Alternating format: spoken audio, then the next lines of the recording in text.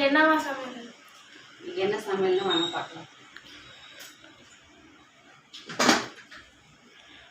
வெள்ளை சாப்பாடு,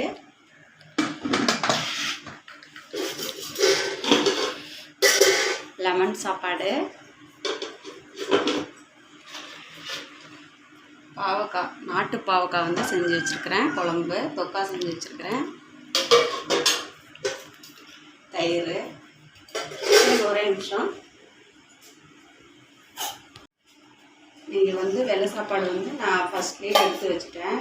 காகத்துக்கு வந்து சாப்பாடு எடுத்து வைக்கலான்னு சொல்லிட்டு வாங்க.